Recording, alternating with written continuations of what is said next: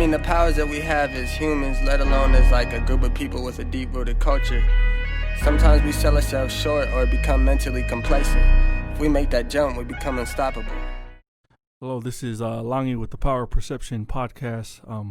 We have the privilege and honor today to meet with my brother-in-law, Star Lotulelei. Currently playing for the Bills. He was the 2013 Morris Award winner for the Pac-12 and the 14th pick in the 2013 draft. And so I just want to say thank you to Star for coming on and being able to join our podcast today. So the first question I ask all my guests when they come on here, playing football or playing any sport, sports is a really humbling thing. It teaches us lessons all the time. So my question to you is, when's the first time you got in terms of sports? Maybe on the NFL level where you're like, dang, this is a real level. Dang, it's so I've listened to all your episodes already, so I knew this question was coming. So I actually thought about it, and I can honestly say, like, yeah, in the NFL, like I've been beat before, but it's like, all right, I'll win one, and my opponent will win one. And yeah, it's a back and forth thing. Mm-hmm. You just got to win more than you lose. But I think when it comes to just the worst beating I've ever got was in high school. My junior year, we were playing West Jordan, and I was nose guard, and the center for West Jordan, he was like a midget. He was like, maybe I don't remember his name. I guess he was like a big time wrestler for West Jordan, but he was short. I don't even think he might have been like 5 foot. Like, and I was in high school. I was about 6'2", maybe like 260, 265, 270, and went into this game. Saw him on film and was like, man, there's no way. Like, this is gonna be an easy game. Went into the game and he worked me, man. He whooped me like for 60 minutes straight. So that was probably the most humbling experience I've ever had in my football career. I mean, like I said, I've been beat on a play here and a play there in the NFL, but it's never been a full 60-minute game where I just got whooped. So that was a lot. That was the first and last, because I never wanted to feel that again. So I wish I remembered the name, but I mean, that was in like 05. Man. So like 15 years ago. So Man, that's crazy. 05 or 06 maybe. But it was a bad game for me, and that like I'll never forget it. It kind of gives you the mentality of like, don't ever overlook anybody. Exactly. Yeah. Yep. Exactly. I mean, he was tiny, man. Like, I don't even know if he might have been 5 foot, but no taller than that. Man, it's funny. I remember when we would play Bingham, we had a 6 foot center. Yeah. I think his name was Alex Lucero. My family's still really close with him. Mm-hmm. His dad's our dentist actually right now, and he would tell me, he's like, it's, when we play teams that aren't good, like the D tackles I go up against, like they give me everything. Yeah. But like when we play against good teams, like they always overlook me. So like the first quarter I'll come out and I'll dominate. And so he said, I remember he was saying like, I don't think he said he ever like dominated any of the Bingham boys, but like for the first quarter, like for the first time he started playing, they'll be like, damn, like who the hell is this guy? He's like 6 foot, 205, and he was just a wrestler. Yeah. Like never got tired, same thing. Yeah. And so those were the type of guys that we kind of grew up. I want to dive into like what was it like, the shift of you, because you spoke about before you guys were living in Tonga. What was the culture shock like when you guys moved from here to Tonga? Man, the biggest thing was school. So in Tonga, teachers can hit you for discipline. They can hit you, and I got hit a lot in Tonga. And then coming here to America, the discipline factor is just when you can't get hit, you don't care. Yeah. So that kind of started me off as like, all right, teachers can't hit me, so why should I care about school? So that kind of set me up for the rest of my school career, is just like not really caring about school. But other than that, like we lived on Leahona campus, so and then I went to Tonga Side School. So I know your dad went to Tonga High, right? Yeah. So Tonga High was right next to us, and then we went to, I'm sure you know, serving in Tonga, but we went to Tonga Side School, and at Tonga Side School you couldn't speak Tongan, so their thing was English. You gotta speak English, learn English. So I knew English before I came here to America, so it wasn't really too much of a adjustment for me. But there was really no huge like changes for me because I was still young. I was like 8 years old, 9 years old, so I pretty much grew up in America. Mm-hmm. But that's like I said, the biggest thing was just going to school and not getting hit by the teachers if I didn't do my homework or if I got in trouble or something. Dang, that's funny. I remember I have a few cousins in I think you know them, Poluno's boys, Soane, Seal, and all them. Oh yeah. So a few of them were born in Tonga before they moved out here to the States. And when they were younger, like all they knew was Tongan. Yeah. And so when they moved here, I remember they would complain to like my uncle and my aunt, just be like, "Man, they just make fun of me because I can't speak English that well." Yeah. Well, it's funny now because all of them have like Texas Southern accents, and so I was like, "Dang, y'all went from fobs to country boys out of nowhere." Man, that's crazy. What about your brother, Lowell? Was he ever like that, or was he? It's pretty much he grew up here the whole time. He was born here, and then when we moved here, he was like mic malfunction. Nah, you're good. Keep going. He was like, I think he was only like 3 years old when we moved here. So for Lowell, all he really knows is America, like English, America, American culture. So I think this is just normal for him his whole life. I don't think he remembers a whole lot about Tonga. Man, that's crazy. So let's talk about your journey and how you started playing football. Mm-hmm. I think you spoke about it before at your grandparents' house, right? Yeah, so we moved to America from Tonga. I think it was, I want to say 98 or 99. I was like 8 years old, maybe 9. And so we moved to Salt Lake. When we first got here from Tonga, we moved to Salt Lake. My dad's parents were staying in Glendale. And we moved, when we first got here to America, we went and stayed with them just to have somewhere to stay while my dad looked for work and got himself settled in.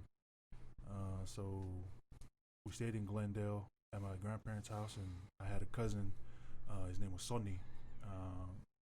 He lived in Rose Park, and he was playing football for West Little League. And so his mom, we're the same age, so his mom came over.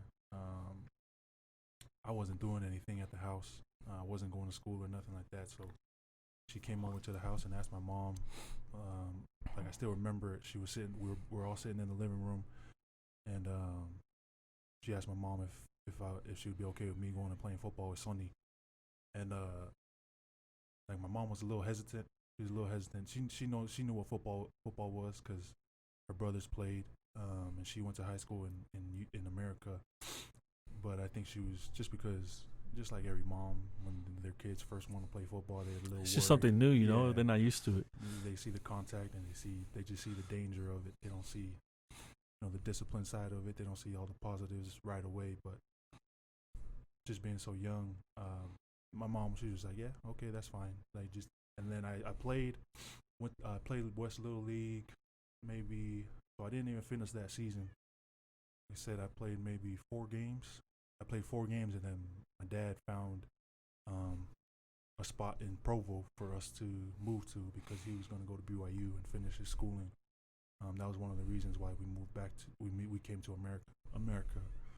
So then he just picked us up, and we left like in the middle of the season. I didn't finish the season, and then we moved to Provo. Okay. So how long did you guys stay in Provo? Did you ever play again while you were out there? Man, so pretty much my whole childhood was in the South. So it was in Provo and Orem. So we lived in Provo for maybe 2 years. years in Provo, and then from 5th or sixth grade to sophomore year, we lived in Orem. So pretty much my whole childhood was in Provo and Orem. My dad was going to school, and he was working for the church. He was working in the church office building in Salt Lake, and then he was going to school at BYU. So we stayed like down south for like pretty much my whole childhood until junior year. I didn't come to Bingham till my junior year. Oh, so dang. That was, So what other high school was it that you were I at? went to Timpanogos for my sophomore year. I played football in like down south. I'm saying down south. I don't mean like Texas or states. That's what we call. Ever since I got to Utah and moved to Salt Lake, we call it the South. We call it down south. We call BYU the team down south. So when we stayed in the South, it was my sisters went to Provo High. My two oldest sisters graduated from Provo High, and then from my third sister, her name is Galo and Lani. I have 7 sisters, so my next 2 sisters graduated from Timpanogos. That's in Orem. That's where I remember like most of my childhood. It was in Orem. So from like 5th, 6th grade all the way to 10th grade. I went to junior high there, and down there they don't really have Little League. So you play. So for me, the first time I played again since Salt Lake, since West Little League, was 8th grade for my junior high, and then I played 8th, 9th, 10th there, and then we moved to Salt Lake, and then that's when I went to Bingham. Dang. I think we spoke about this before. There's oftentimes like parents, they see the dream, and a lot of times they're like, man, my son has a size, he has a speed, he has a strength, he has this and that, and they kind of force their kids to play from a very young age, and it burns them out by the time they get onto the back end of their collegiate career. Knees, everything are just falling apart. Would you say because there's a lot of years you didn't play, it might have saved your body in the future? Yeah, I think not necessarily my body, but my mind, like my mental. Yeah, that's a lot of football. You start from like my little brother, like Lo. He started when he was 10 years old. He started playing football when he was 10, and he played every year since he was 10 years old, all the way through that's college. like 15 years straight. Yeah, that's a lot of football. So there's a lot of kids who do it, but at the same time, that's a lot of, like you said, a lot of stress on kids, especially young kids, where they have rules. Being young, you got to be this weight to not have an X on your helmet, this and that. So it's just it's taxing. Like, it's mentally taxing to continue to play, in my opinion, to play for that long. Like, I know a lot of guys do it, but for me, when I see these little kids, and I'm not trying to tell anybody how to parent. I'm not trying to tell them, like, it's however they feel like they need to do it, that's what they need to do. But when you push your kids and just tax them, like, drills and working out, like lifting weights when they're so young, it's like that takes a toll. Yeah. And if you're not doing the work with your child off the field that you're doing with him on the field to make sure that he's mentally stable, mentally prepared for what he's about to get himself into, it can be like really taxing and really it just gets old. Yeah. Like, that's really what it is. It can get old. So. I feel like in a way, like, it can be like mentally like debilitating in a way, because like I've seen like so many Polynesian parents where they're like, they want their kids to be stars so bad that they forget, like, that's your kid at the end of the day. So like, whether they make it or not, like, that shouldn't be like the deal breaker. Yeah, exactly. You know what I mean? It's tough, man. I think when they're little, you just gotta let them live. Yeah. Just let them enjoy the game, let them have fun, because sooner or later, it's not gonna be about fun. It's gonna be about your career. It's gonna be about how you're gonna provide for your family. So in my opinion, when the kids are young, let them enjoy it. Like, you can still teach them hard work, still teach them that they got to put in the extra work, do all of that. But at the end of the day, when they're young, I feel like you just got to let them live. Let them have some fun with the game. Let them see if they really love it, if they really want to do it. Yeah. Okay, so you said you went to Bingham, right? Mm-hmm. When was the first year, like in the 2000s, Bingham took state? Was that like my senior year? Your senior year? That was 06, 07. Okay. Yeah. So talk about that. You guys pretty much started the dynasty for Yeah. Bingham. So before we had taken state, I think it had been like 60 plus years since Bingham had taken state. Wow. And we actually came close my junior year. We were undefeated all the way into the playoffs, and then we lost in the playoffs to Brighton. I was like, there's a dude named Mike Haig, like my brother-in-law Junior Salt. He was their center. They had a pretty stacked team. And honestly, the difference between my senior year and my junior year was just like the camaraderie on our team.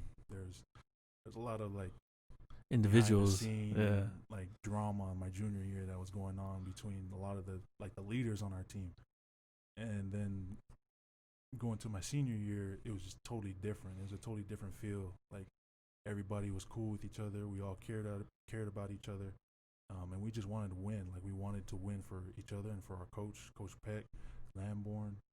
So it was just a different feel for our senior year, and when we got it done, like, it's just something I'll never forget. That was probably the funnest time I've ever had playing football, was my senior year at Bingham. Man, you want to know I think the first high school football game I watched was when you guys went head up with Sasan Chekarin in the state final game. Yeah, so we had just moved from Texas. We got our own spot in Sandy, and the ward was like, "Hey, you guys want to go catch one of the state championship football games?" And I was like, being from Texas, I was like, this could be whack. I'm not trying to go watch this. But we went, and I remember like Shaq broke one for like 60 and took it to the crib. I was like, dang, that's fast. He's fast for a white boy. No, he's fast. He's fast, period. Yeah. And he was a track runner and everything too. He was strong. He went to Utah. Like, I played with him at Utah, so when I saw him at Utah, that was the first time I had seen him, because Bingham and Alta, like, the rivalry, we played them. So we played them twice that year. So we played them at the beginning. They were our very first game of the year. That year we took state, and then they were our last game in the state championship. So Shaq was Mr. Football that year and all that. So Shaq was a beast, man. And he made it a tough game for us, but that year was fun. Man, it was unfortunate for him, man. He kept getting those concussions, and it ended his career early. Yeah, he was a throwback running back, man. He was fast, but he liked to go head up too. He didn't do a whole lot of juking. If he can't burn you, he's gonna try to run through you. That's how he was playing at Utah. And like I said, man, he was a great dude. Shaq was a great guy. I hated him in high school until I got to know him when I got to Utah. He was a really cool dude. Yeah. So you start playing, you ball out your junior and senior year, getting ready to get recruited. How was the recruiting process for you? Yeah, so I didn't get any offers at all my junior year. My junior year, I really just put my name out there. That's what my whole junior season was about. Was just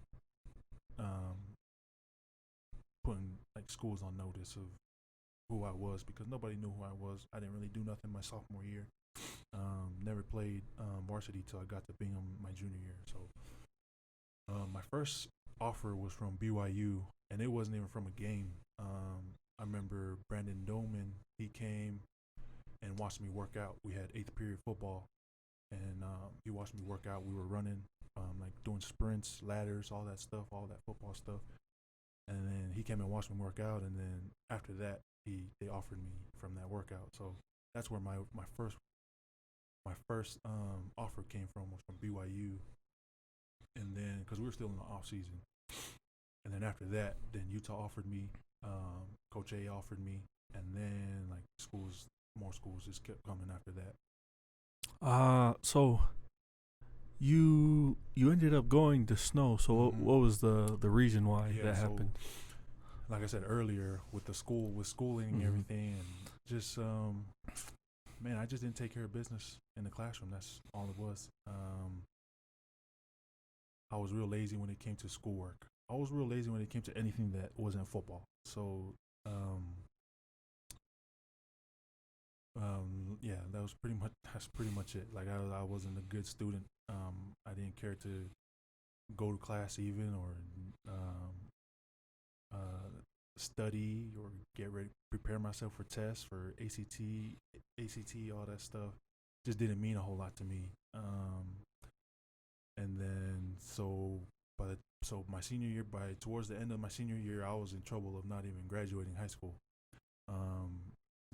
But my family, my parents, my sisters, they all made sure that I at least graduated high school, to still have a chance. And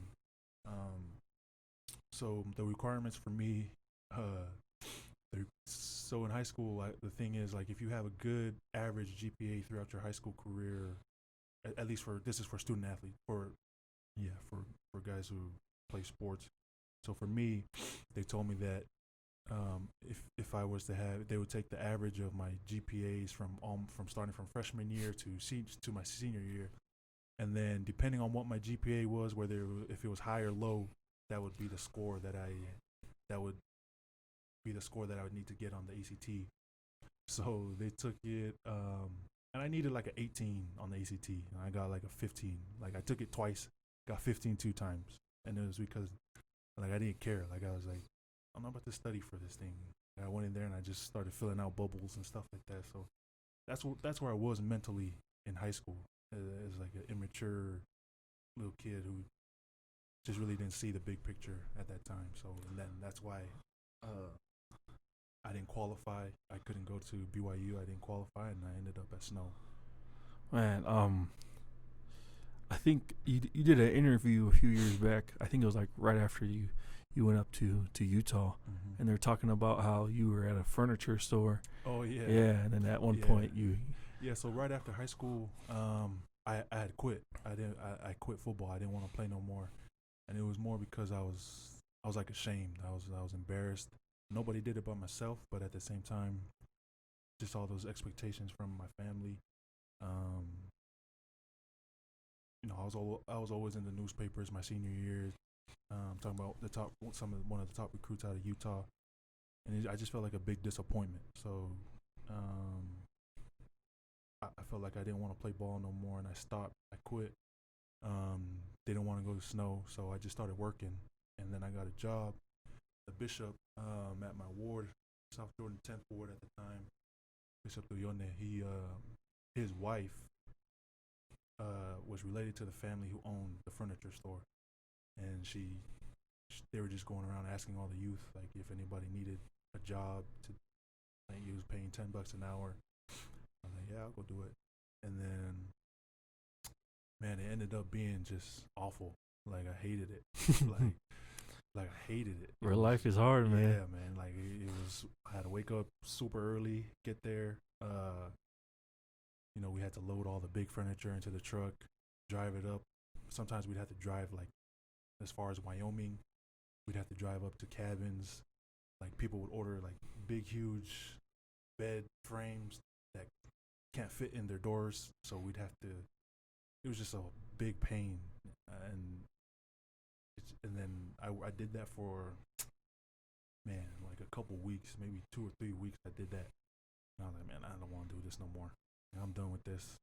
And and then LT, my brother-in-law, his dad, their family moved to Orem, and his dad is he does training, like, the training that he does. So I was at their house one time, and he was just like, all right, well, he asked me, like, why aren't you playing football no more? And I just don't want to. And he was like, oh, well, that's not a good enough excuse. So tomorrow we're gonna start training. So that night I called my job, and I was like, I quit. Like Tui, his name was Tui. He really didn't give me no choice. He was just like, well, yeah, that's what he said. He was like, that's not a good enough excuse. So tomorrow we're gonna start training, and then that's when I started training to get back into football. Kind of like dive into your relationship with Uncle Tui, because man, he has so many relationships with a lot of NFL guys, and he doesn't make any of them pay when it comes to his training.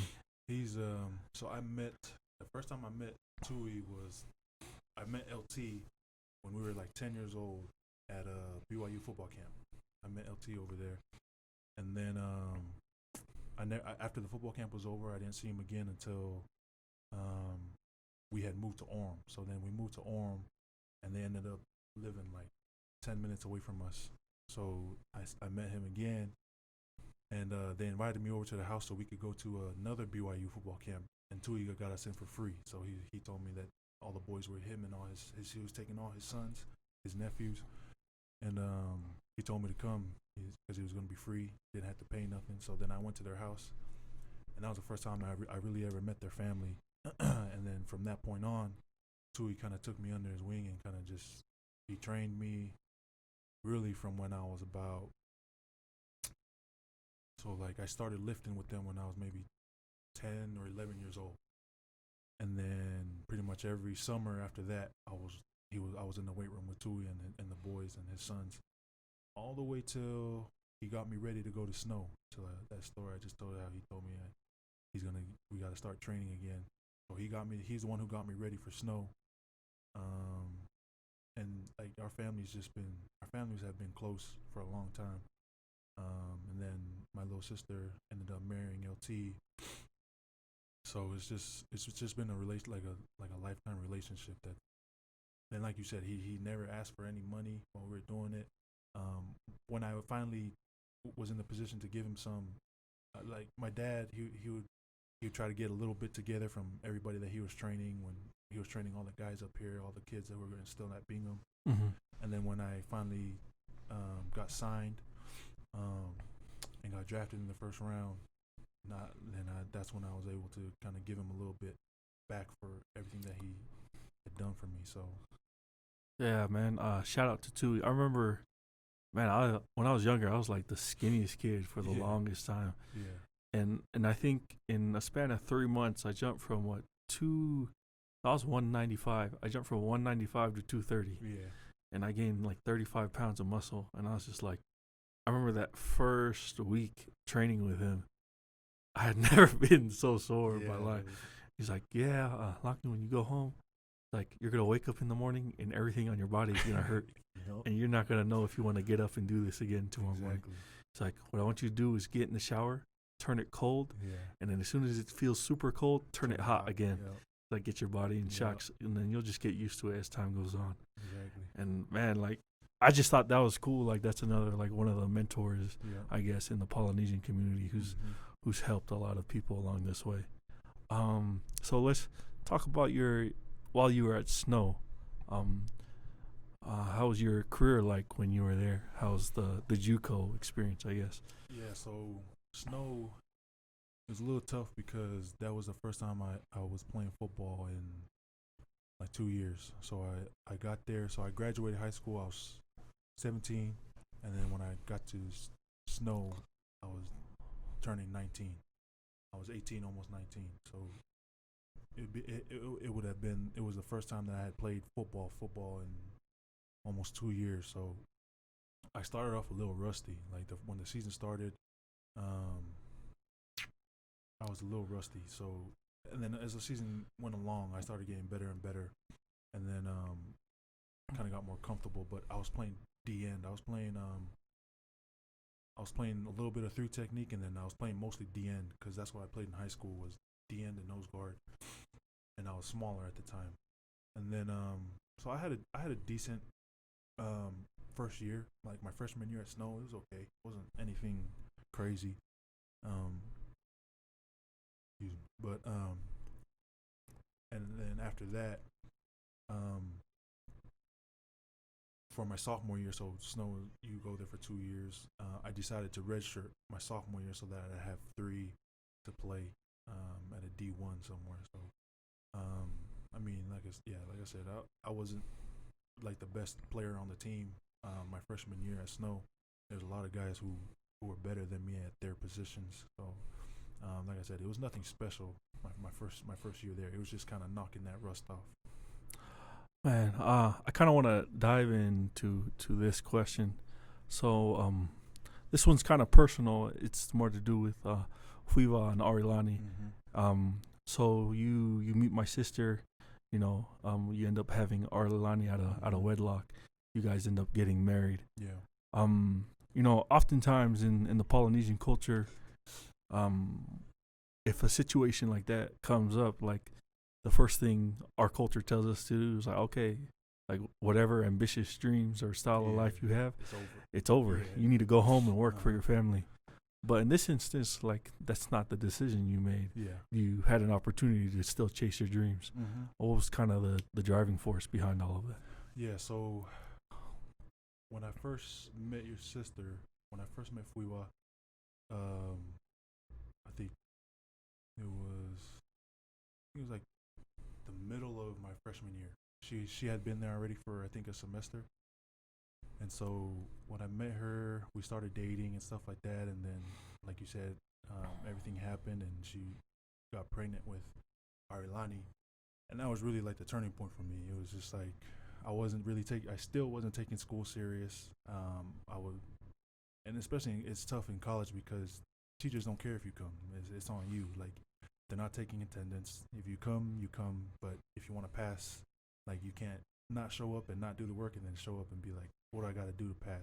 Teachers in college, they don't it's care. on you. Yeah, they getting paid regardless. Yeah, exactly. So when that happened, when we found out that Fuiva was pregnant, that kind of like changed my whole attitude about, all right, well, now I got responsibilities. Now it's not just me. And I just made, like, I remember there was a night where my mom called me and she was just crying to me. And when she found out everything, she was crying and she was, how, like, just what you think a mom would be like to her son. Like, you idiot. Like, what are you doing? Yeah. And then I went inside and I remember Fuiva was like, so I've never shared this story with anybody. I went inside to the apartment and Fuiva was in there like just crying, like she was bawling. And I just told her, I was like, look, we're good. Like I promise you, we're gonna be good. And then from that point on, it was just like I put all my selfishness to the side, and it was all about Arilani and Fuiva. It was just like it was time for me to grow up. It was time for me to man up. And like I've been raised better than what I've been acting my whole life. So I think just having Ari, she was kind of like the person who saved. I tell her all the time, you saved your daddy. So when that came, it was just, that's just pretty much what it was. It was just, all right, it's time to grow up. You made this decision, so now you gotta take care of your family. And so that's really what it was. I just grew up and started working.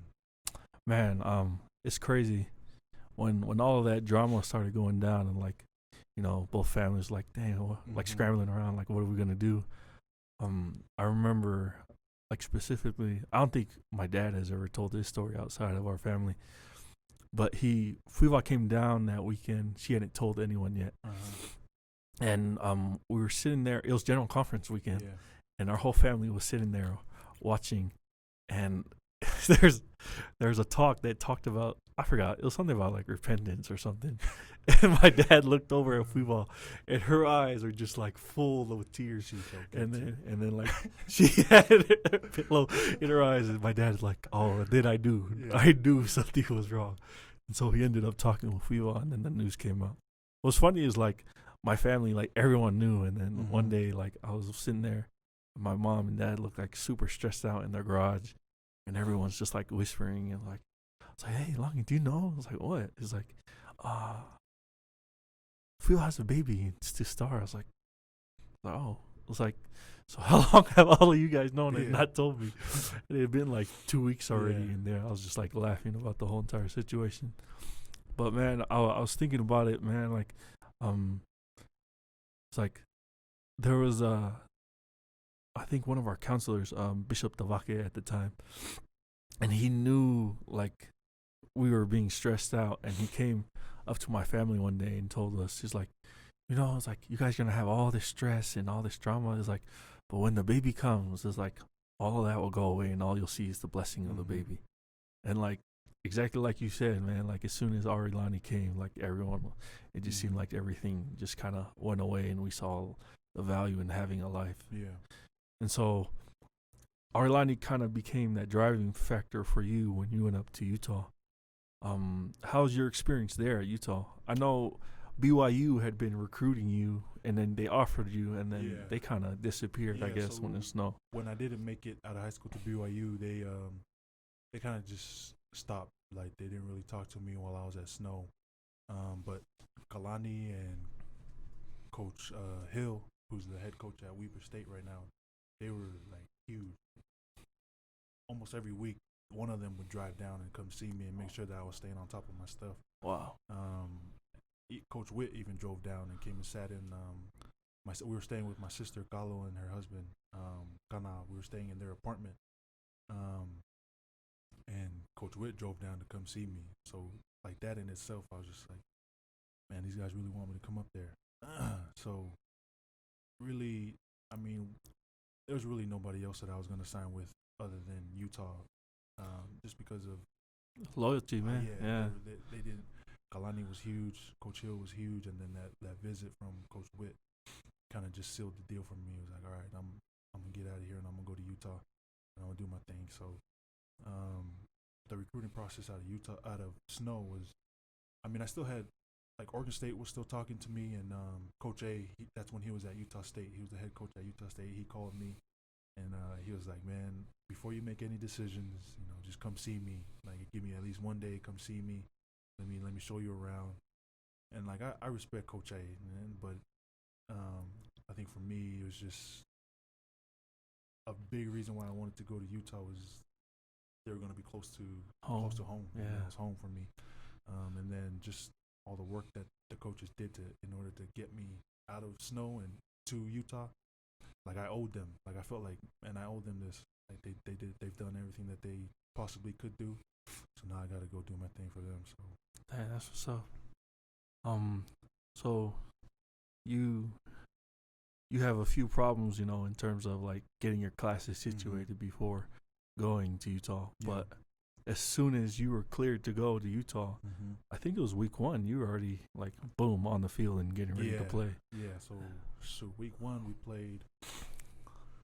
Man, it was Pitt. Yeah, I remember Pitt. that game. And yeah, like you said, I didn't get a whole lot of playing time because there were dudes in front of me, and I got there on the last day of camp, so it would have been like, I didn't earn anything yet, so I had no problem with it. I was on the sideline. There were guys in front of me, some ballers in front of me. So, I mean, I just bided my time, man. I just did. I worked, and then when I finally got my opportunity, I just took it and ran with it.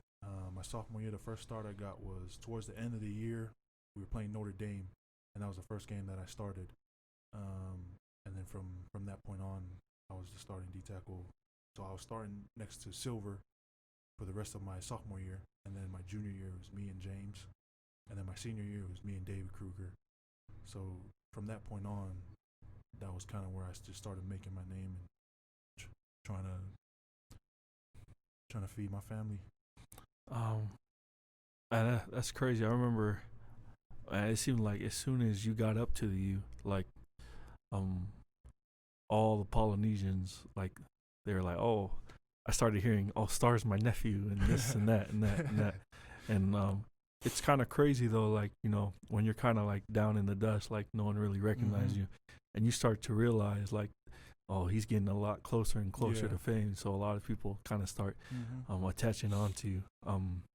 Kind of talk about how hard it's probably been along the way to not say yes to everyone who comes along. Or yeah, I mean, I have a pretty small circle, so even with family and cousins and stuff like that, I still don't really, I'm not really around a whole lot of people.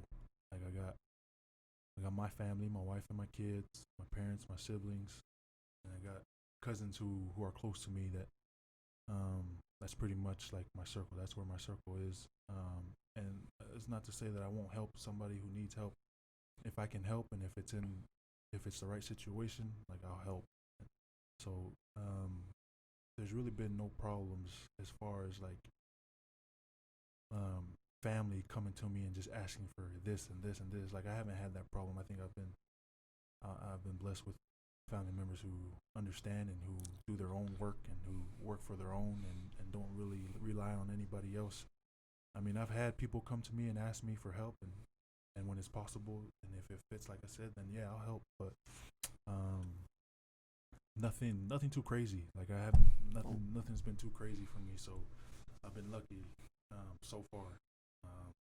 But yeah, we'll see if it stays like that. Man, the reason why I brought that question up, sometimes I feel like it's like really unfortunate because there are kids out there, like they'll get on as a free agent, not even drafted, Mm-hmm. and like going through preseason, and like their families are expecting them, Yeah. hey, you pay for all of this Yeah. and do all of that, and like they don't understand the contract side. Yeah. It's like if you're not even drafted, like Mhm. that's a lot of unguaranteed Yeah. money that's not coming your way. Yeah, that's one thing that's kind of tough. Like people can look on the internet and be like, oh, he signed for this, this, and that, but they don't really understand. Like, no, I don't have this in my bank account right now. Like it's like there's Especially the things that go NFL, into, man. yeah. Like there's things that go into this. Like you said, NFL is not guaranteed money. Like national football, the MLB and NBA, that's guaranteed money. But NFL, like everything you see on the internet or whatever you hear, you can pretty much cut that in half and then cut it in like half another again. quarter for Uncle Sam. Like it's Yeah. just like there's just a lot that goes into it that a lot of people don't understand. So, and it's like you said, it's unfortunate for the kids who come in undrafted, and it's everybody's dream. Of course, they want to help. They want to help their families and take care of their families, but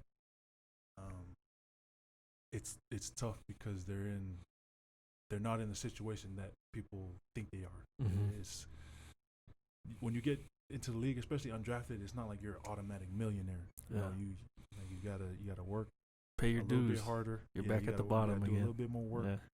Make that 53, and then play. Like you gotta play, and that's just something that it's hard. It's just something that a lot of people don't understand.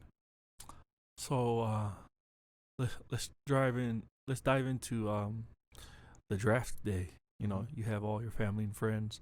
I know PBS did that the documentary featuring you guys. What was your emotions like? How did all that come to be?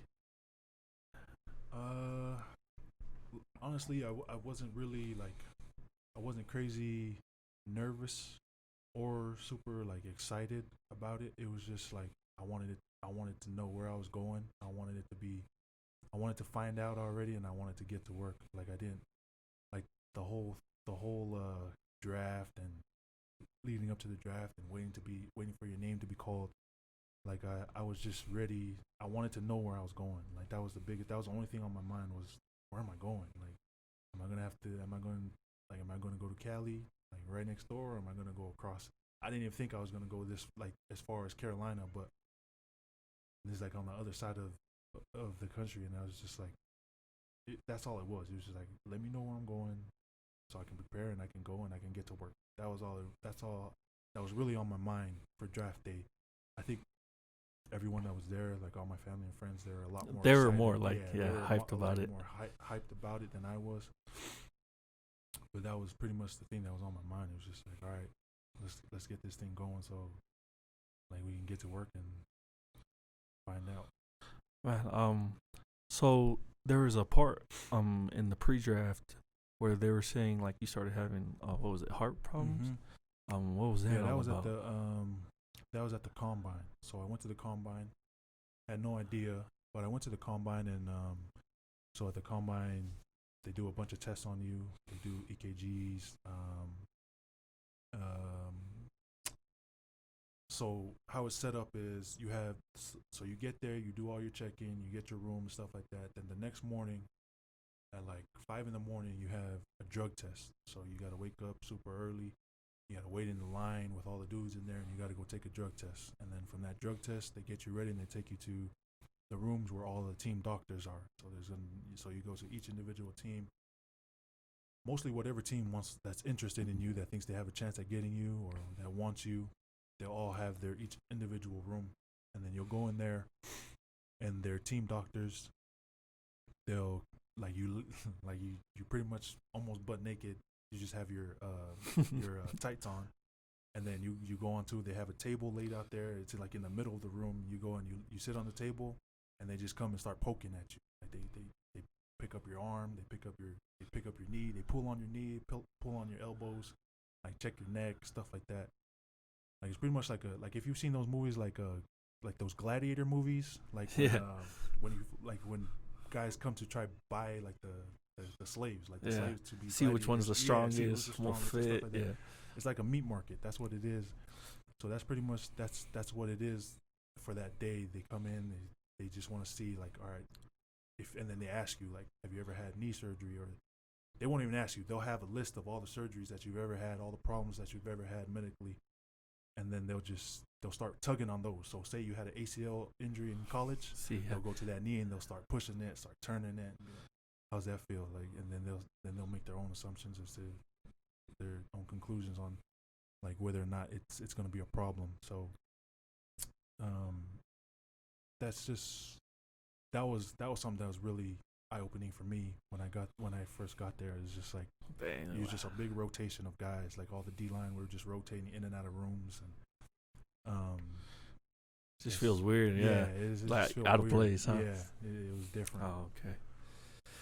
Oh man, so you end up going to Carolina. Mm-hmm. Man, I remember so you got drafted while I was on my mission, and I remember my mom writing me, and she was just like, "Oh man, today was probably one of the hardest days ever." He's like, "My Tina had to leave me and go all the way to Carolina," and she was talking about like the day you guys moved. How was it being a rookie on that team? I know you must have had a lot of vets. Yeah. So, man, it was hard. Not my rookie year, but leading up to, because when you first get there, when you get drafted,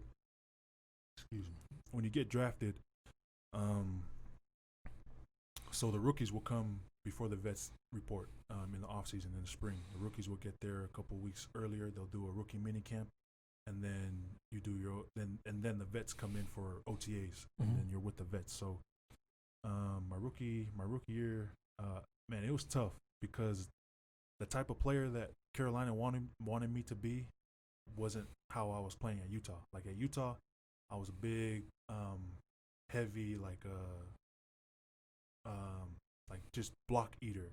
So all I had to do was hold on to somebody and just hold on to people and let the linebackers flow and make the play. And my rookie year, Carolina was trying to turn me and K1 short. They were trying to make us into the defensive scheme at Carolina was just D-line makes the plays. Like you go and you don't have to hold blocks for nobody. You go in, you make the play. The guys behind you will make their own plays too.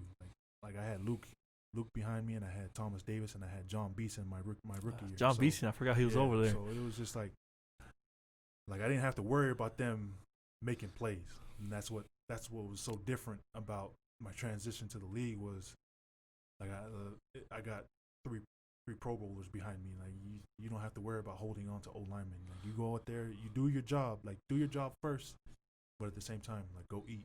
Like you don't have to. So that was different. That was a different mentality for me, especially coming from Utah, where I was asked to hold blocks, make the plays that came my way. But for the most part, it was just keep our linebackers clean. That was the biggest thing for me at Utah my year. So,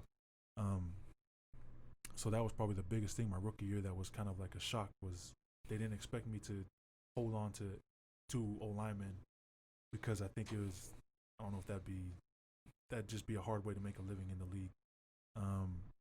But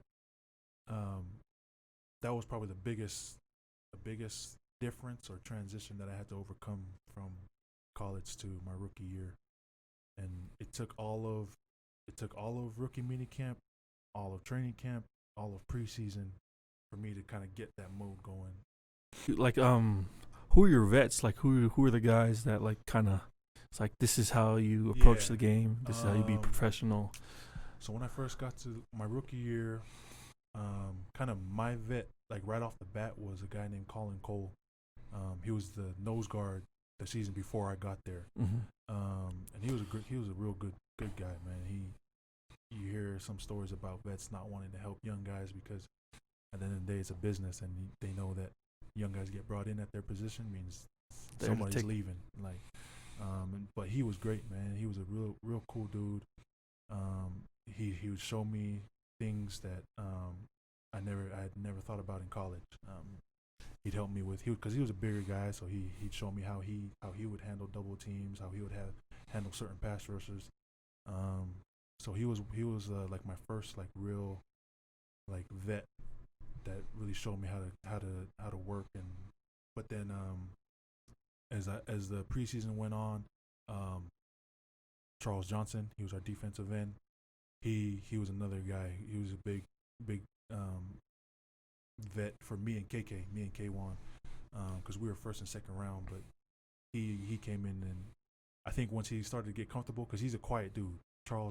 Chuck, we call him Chuck. He's a quiet dude. He keeps to himself. He does it like he has a small circle, and so I don't think he really cared about us when we came in as rookies at the beginning of the year. But then as we started to make a couple plays, earn his trust, get his respect. Then he was like, all right, let me give a couple pointers to these guys. And then so those two, Dwan Edwards, those were like the vets in the room who really just showed us love, like for me and for KK, and just made sure, like, even off the field, like when it came to money and stuff like that, they would tell us, if you need help, if you need a financial dude, I'll give you this guy's number, I'll do that, do this. If you need something for your wife and your kids, if you guys need a doctor for babies, like they just those little things. And then when I got to, so the first people that actually texted me when I got drafted was Jordan Gross and Steve Smith, two Utah guys. Yeah.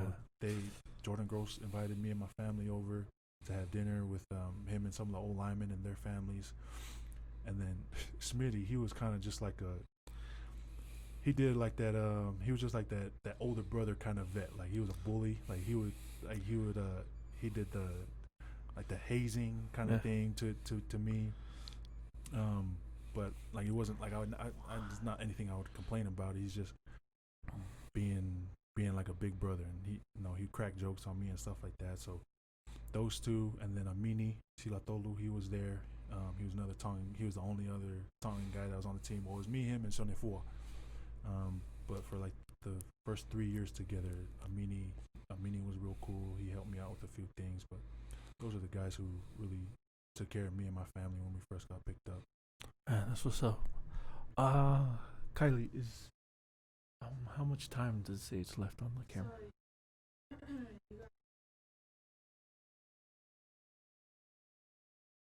Okay. 22 minutes. Okay. All right. So in terms of man, it's just crazy, for us who are like fans and follow the game, we see all these high profile guys that you guys play with, but there's probably like they're probably like way different though in person, Yeah.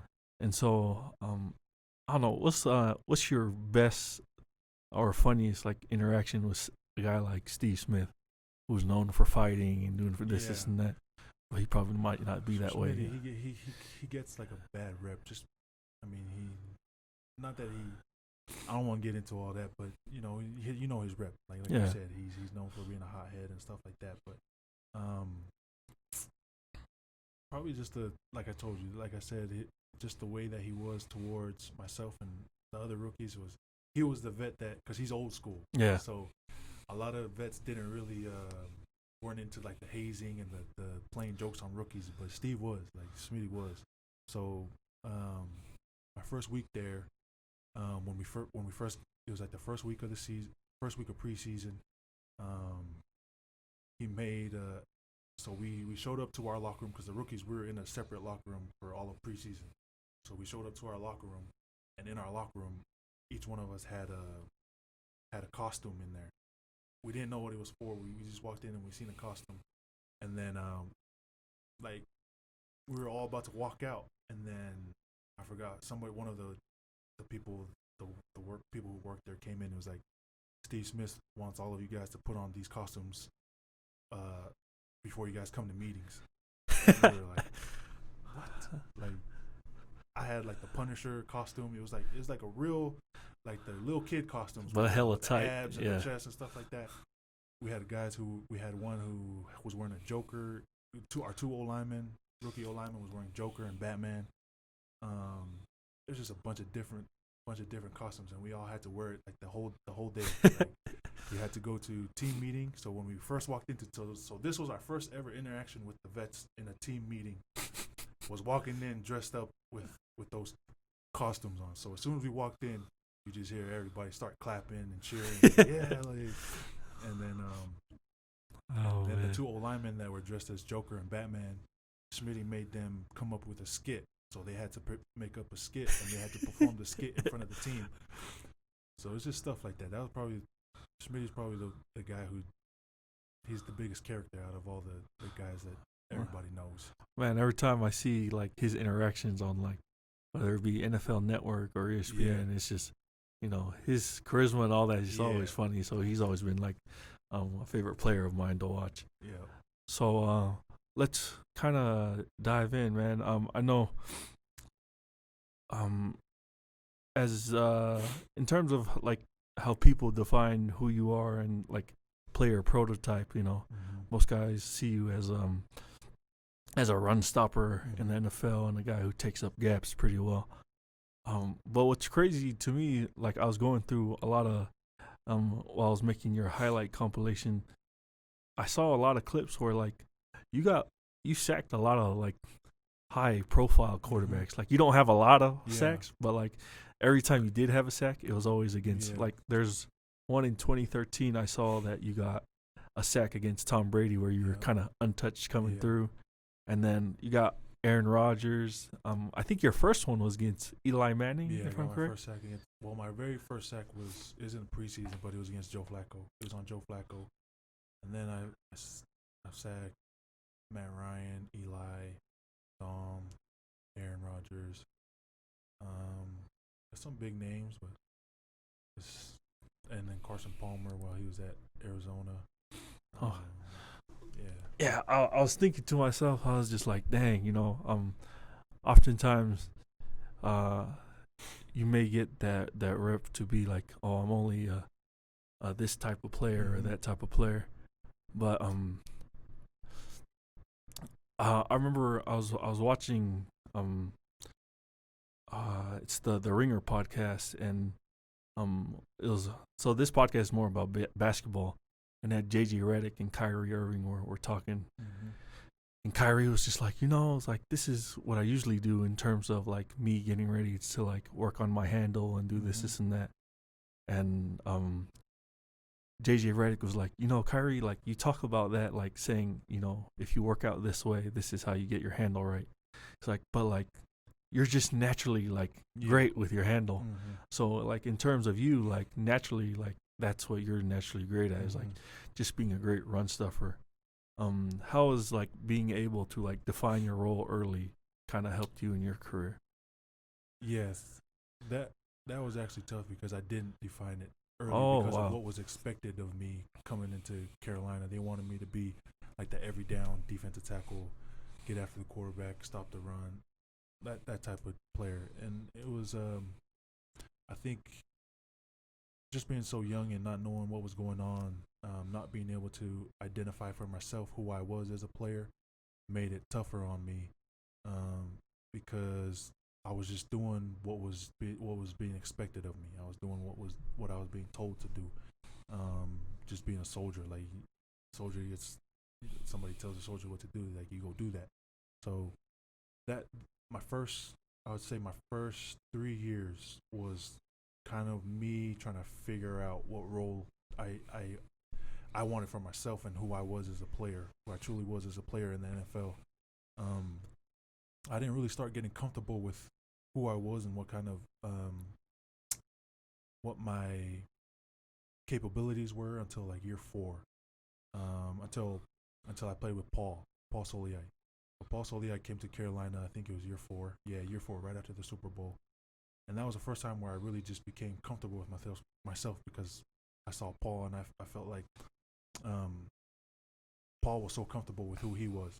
So, and I love being around Paul. Paul, he has like a really good spirit about him. He's a great dude, has a great family, and I loved being around him and just seeing the way that he carried himself on the field and off the field. Kind of gave me that confidence to be like, all right, like if you don't have to be like, you don't have to be Aaron Donald. Like, don't stop trying to be something that like you're not. Like, even if it's expectations of the coaches, I think that's something that young players especially, need to understand is you can't be something that someone else expects you to be.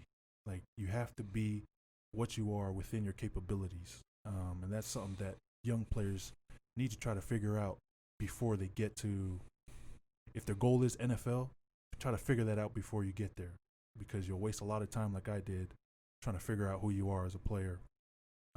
Understand your capabilities, be realistic with yourself, understand your capabilities, and then just work on that till it's just second nature, till you get blue in the face. It's just know who you are, figure out who you want to be as a player, know your capabilities. And if you're a run stopper and you're telling yourself, man, I want to be the next Aaron Donald. Like, I want to get 10 sacks. I want to get 20 sacks and break the sack record. Like I'm not saying don't be ambitious. Like don't have confidence in yourself, but be realistic. Like, understand who you are as a player. It's not necessarily just for sports. Understand who you are as a person, or whatever job or whatever career you're trying to get into, and just work on yourself. Like, work on yourself, master your craft. And that was just something that I had learned from just watching Paul when he came to us. So, man, that's what's up. I think that's what, year 2017, right? Your fourth year into the league? 16. Yeah. So we went to the Super Bowl in 15. 16 was 16, 17. Okay. So, kind of explain that experience, I remember seeing all the pictures of that year. Everyone on your team was dabbing, Cam was balling out, but it seemed like you were the only one on the team who wasn't joined in on the dab. Just wasn't my thing, man. I don't know. That's just really what it was. It's not my thing, and I think all my cousins would have clowned me if I would have started doing it anyway. So it's not me, anyways. And I mean, the whole wave of that, it was just something that is just not me. So I just didn't do it. That's all it was. Man, how's watching Cam just take over all those games? Especially the year we went to the Super Bowl, it was pretty crazy. He's one of those once in a lifetime athletes that you get. Big dude, he could run, he could throw, he had the confidence. So he was just that guy. He's like Pep. Like, you just get these guys every once in a while, once every generation, and it's just like, you just gotta sit back and watch. Like, that's really all you can do. Man, I was it was funny that year because me and Lowell went to 2 games that year, and the only 2 games we went to was the Atlanta game and the Super Bowl. Oh yeah, in football.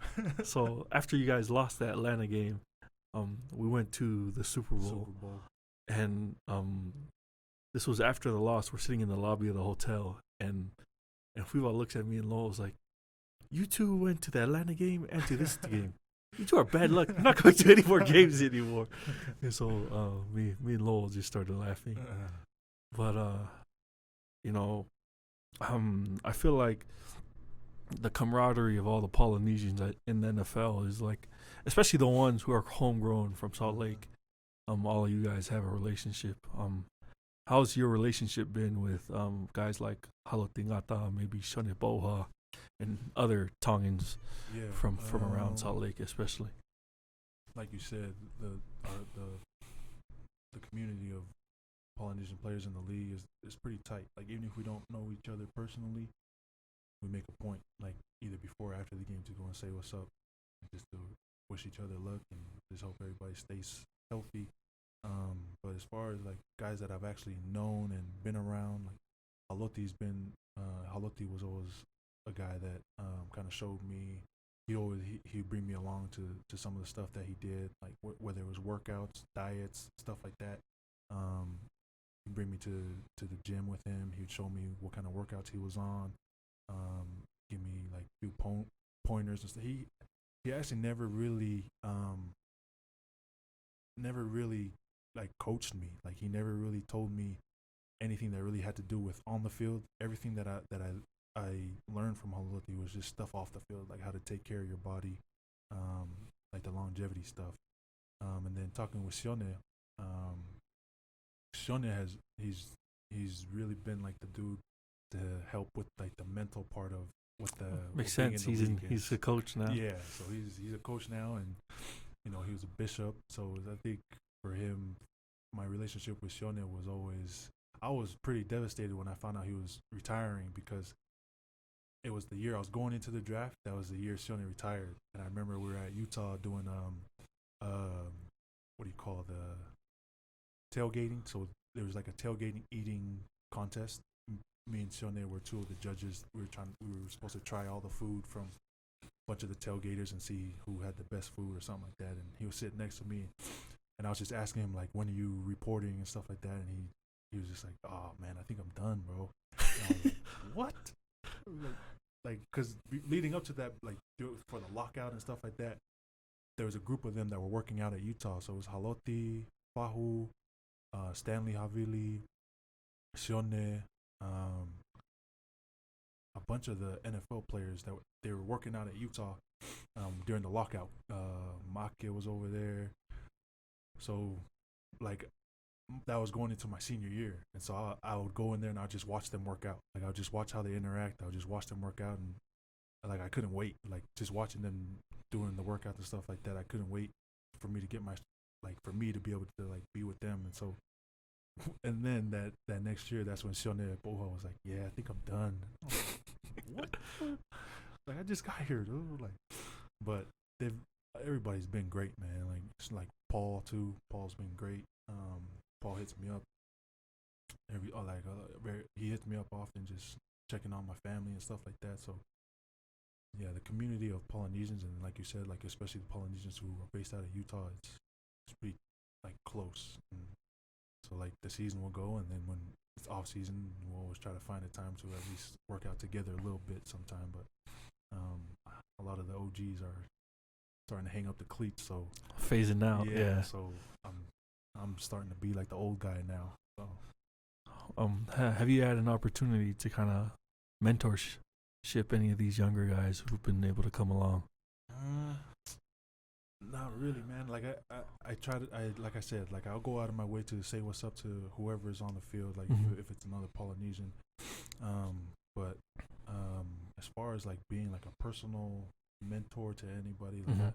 Unless somebody comes to me and asks me like for help about something or asks me for advice on something, I'm not gonna like I don't wanna step on anybody's toes. I don't wanna interfere with what their journey should be like, because it's not gonna be the same as mine. Nobody's gonna have the same journey. So as long as if somebody needs help or has questions or something that I can help with, I definitely help. But as far as like me like trying to be like, nah, let me show you how to, I'm not gonna do that. Like, but yeah, it's just I think all the polys have an understanding of, like we got each other's back pretty much. Man, that's what's up. That's kind of the same ordeal here. Like in terms of the coaches, when I was talking with Dana, he said that's the same thing. When he first got into the game, everyone was very supportive of him in a way. And so, like in closing, I just want to do like a few rapid fire questions, and then we'll get on out of here. All right. So okay, so first question, hardest matchup in the league? Oh, man, there's a couple, but the guys that I've had like some battles with, Big Mike Upati, there was we play the Saints twice every year when I was in Carolina, so there was Jahari Evans. He's cold. He was a guy who was always tough. Like physical and he had technique, and he was a big dude. So it was always a battle with him. When I got into my rookie year, when I first got to league, Ryan Khalil was our center, and he's small. Like he's probably like on a good smart day, though, man, he's and great technique guy. 290. I came into the league at like 314, but he showed me that I got to get some technique to me, because just because I was bigger and like stronger it didn't mean I was gonna beat him every single time. So Khalil was somebody who showed me, like, not, he probably didn't mean to do it directly, but in the battles that I had with him, it showed me, like, all right, you got to get some technique. Like, it's not about, you're not just stronger than everybody now. So those are probably the biggest ones for me. What you call? I'm gonna just throw these two names out there because everyone say these two are the best guards in the league. Mm-hmm. What are your thoughts on Zach Martin and Quentin Nelson, the two Notre Dame boys? Yeah, man, I've only played Quentin Nelson one time, so I can't really, and I was straight nose guard, so I probably went against him maybe 2 plays out of the whole game, so I can't really speak on how he is as a player. From what I see, he's a good player.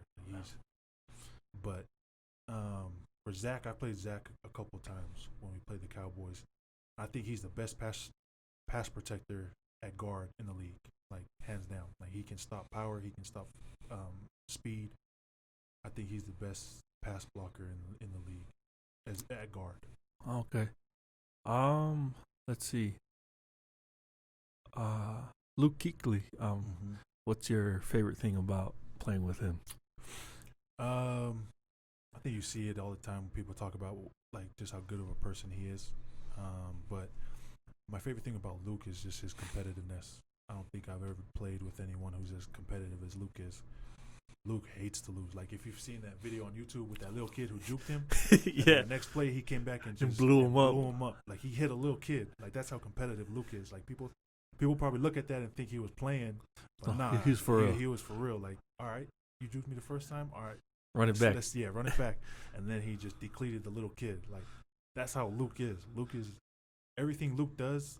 He has to be the best at it, and that was my favorite thing about Luke. Like I never had to worry about Luke.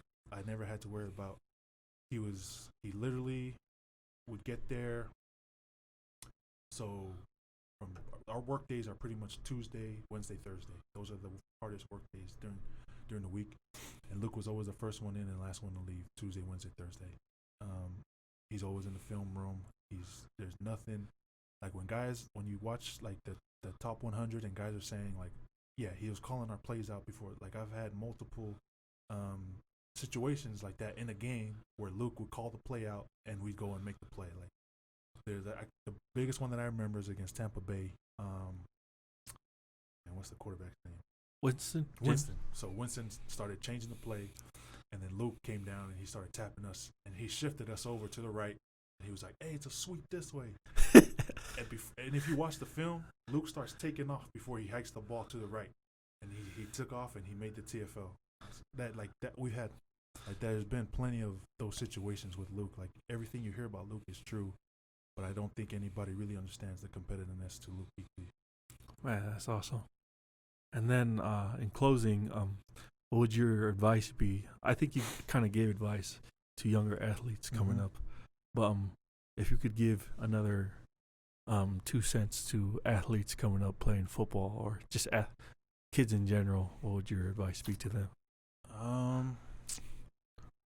think a lot of the stuff I have to say is just really cliche. It's stuff that they'll hear for the rest of their careers. It's just you gotta work. Like you gotta put the work in. If your end goal, so if you're a football player and your end goal is the NFL, you've gotta, like I said, you've got to figure out who you are as a player. You've got to be realistic with your abilities. I'm not saying that you shouldn't try stuff I'm not saying you shouldn't try new stuff. Try everything, but at the same time, be realistic. And you got to work. If you're trying to make it to the league and the only time you work on your craft is at practice or in the game, that's not enough. Like you got to work on your craft. If you really want to make it pretty much in anything. If the only time you work on it is when you actually have to do it, you'll never get better, and it's going to be hard. It's going to be hard for you to make it. So that's pretty much it, and just grind and listen to your parents. That's the biggest thing. So. All right, man. I want to thank you for coming on with us and joining us for our first video version of the podcast. It's been a pleasure, and we're out of here.